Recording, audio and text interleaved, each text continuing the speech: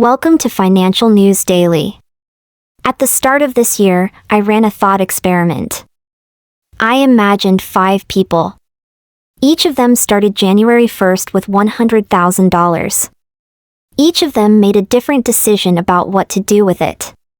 And I tracked exactly what would have happened to each of them, week by week, through the Iran war, through the inflation shock, through the Fed holding rates 5 times, through gold hitting a 9-month low and then rebounding, through oil going from $70 to over $100 and back again. Today I want to share what I found. Because the results tell a story that no headline about gold prices or Fed decisions can tell on its own. They tell the story of what actually works when the year turns out to be nothing like what anyone predicted. Person 1 put their $100,000 into a broad U.S. equity index fund on January 1st. Diversified, passive, the standard advice that most financial media gives most of the time. Through most of January, this strategy looked smart. Markets were calm. The consensus was for rate cuts. The equity premium was intact. Then February 28th arrived. The U.S.-Iran conflict began. Oil surged. Inflation spiked. Rate cut expectations reversed into rate hike expectations. And the equity index that had looked stable and sensible lost approximately 8 to 12% of its value over the following 5 months, not because the underlying companies became worse businesses, but because the environment that the valuations were based on changed completely. Person 1's $100,000 is worth somewhere between $88,000 and $92,000 today. On paper. Before any sale. Person 2 put their $100,000 into long-term Treasury bonds. The logic was straightforward, rates were expected to fall, bond prices move inversely to rates, falling rates mean rising bond prices. It was a reasonable trade in January.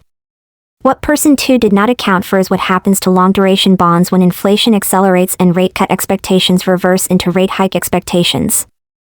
The 30-year Treasury yield has now hit 5.2%, the highest level since 2007. Every basis point of yield increase means a corresponding decline in bond price. Long-duration bond holders have lost somewhere between 15 and 22% of their principal since January. Person 2's $100,000 is worth somewhere between $78,000 and $85,000 today.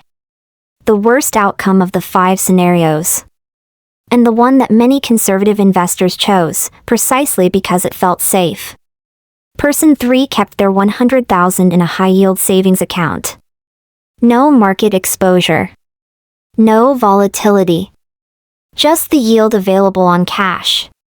The yield on high-yield savings accounts at the start of January was approximately 4 to 4.2% annually. As rate hike expectations built through the year, short-term deposit rates have stayed elevated. Person 3 has collected approximately $3,000 in interest through the first 7 months of the year. Their $100,000 is now worth $103,000. They did not lose money. They did not gain much either. But in a year when equity markets are down and bond markets are down, simply not losing money puts them ahead of most of the alternatives. Person 4 put $50,000 into a high-yield savings account and $50,000 into short-term Treasury bills, instruments that mature in 3 to 6 months and can be rolled over at current rates. The short-term Treasury bills have yielded approximately 4 to 4.3% annually. The savings account has contributed similarly. Combined, Person 4 has earned approximately 3 to 3.5% on their combined position, roughly $3,000 to $3,500 through 7 months. But the more important thing Person 4 has is not the yield. It is optionality. The short-term Treasury bills mature every 3 to 6 months. That means Person 4 gets to make a new decision with that money regularly, armed with information that did not exist when they made the original choice. They have not locked in any rate or any position for a period longer than their information horizon. In an environment as uncertain as this one, that flexibility is worth more than the additional yield they might have earned from taking more risk. Person 4's $100,000 is worth approximately $103,000 to $103,500 today. Person 5 allocated differently. $60,000 in short-term bonds and high-yield savings, the same approach as Person 4, and $40,000 into gold. Gold started the year at approximately $3,250 per ounce. It peaked at $5,589 in January before the war dynamics reversed the rate narrative. It fell to a 9-month low of $3,975 in mid-July. And it has since recovered to approximately $4,100. If person 5 bought gold at $3,250, which was the January price, their $40,000 bought approximately 12.3 ounces. At today's price of $4,100, those 12.3 ounces are worth approximately $50,430. Their $40,000 in gold is now worth $50,400. A gain of $10,400, or 26%, even at today's price, which is below the January peak. Combined with the 3% return on their $60,000 in short-term instruments, approximately $1,800, person 5's $100,000 is now worth approximately $114,200. The best outcome of the 5 scenarios. And the one that most financial media would not have recommended at the start of the year, because gold felt like the aggressive, speculative choice relative to equities and bonds. Now I want to talk about what this comparison actually teaches, because the lesson is not simply buy gold. The lesson is more nuanced and more useful than that. Person 5 did not win because they were smart about gold. They won because they made a decision about the structure of their allocation before the information existed that would have made the decision obvious. They put a portion of their capital in something that holds value independently of the paper money system, gold, and a portion in something that generates income without requiring a long commitment, short-term instruments.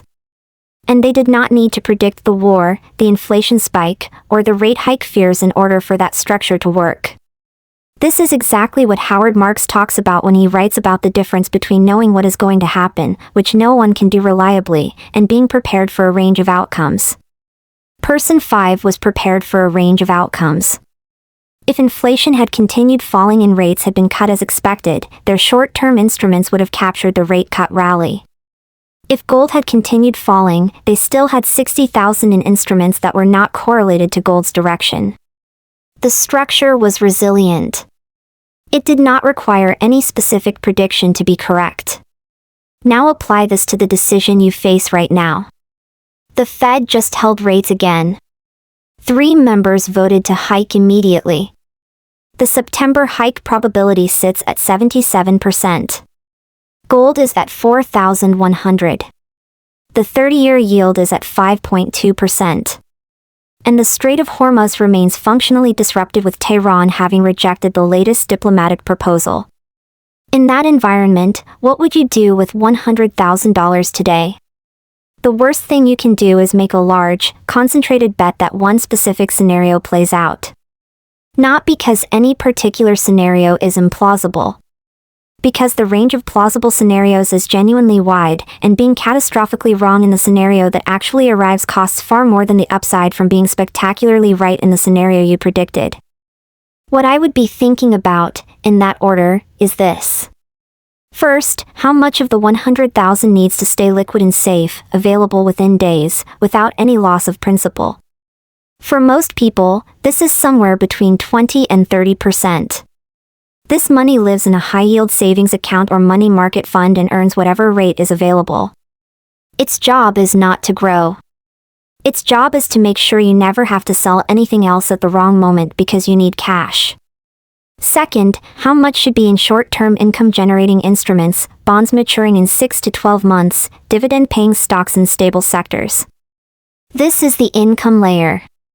It generates cash regardless of what gold or equities or long-term bonds are doing. It gives you the psychological and financial cushion to hold your growth and hedge positions through volatility without feeling pressure to sell. Third, how much goes into the growth layer, equities, real estate, longer duration positions that have the potential to appreciate meaningfully over 3 to 5 years. This money needs to be sized so that if it loses 30% in the short term, your overall financial situation is not critically damaged. Because growth assets will test you. They will go down before they go up. The only way to capture their long-term returns is to stay invested through the periods when everything in you wants to sell. And fourth, how much goes into the hedge, gold, commodities, assets that hold value when the paper money system is under stress. This is the smallest portion. Somewhere between 10 and 20%. Not because the structural case for gold is weak. Because the hedge's job is insurance, not growth. And insurance should never be so large that it dominates the portfolio. The specific percentages matter less than the presence of all four categories. Because the years that destroy most people's financial progress are not the years when the market falls 20% across the board. They are the years when someone needed liquidity and had none, so they sold the right asset at the wrong time. Or when someone held too much in one category and could not recover from its underperformance. The 5 people I described at the start of this episode all made sensible decisions in January, based on reasonable readings of the information available at the time. Only one of them happened to be allocated in a way that worked well in the year that actually arrived. And the thing that distinguished their allocation was not intelligence, or better information, or a successful prediction of the conflict. It was structure. A structure that was resilient to being wrong about any single element of the environment. That structure is available to anyone. It does not require a financial advisor or a minimum investment or access to private markets. It requires clarity about what each portion of your savings is actually for, and the discipline to maintain that clarity even when the headlines make every allocation feel like the wrong one. Everything here is for informational purposes only. This is not financial advice. Please consult a qualified financial advisor before making any investment decisions. Which of the 5 approaches would you have taken at the start of this year? Comment below, I want to know. We do this every week. Stay informed. Stay ahead. Financial News Daily.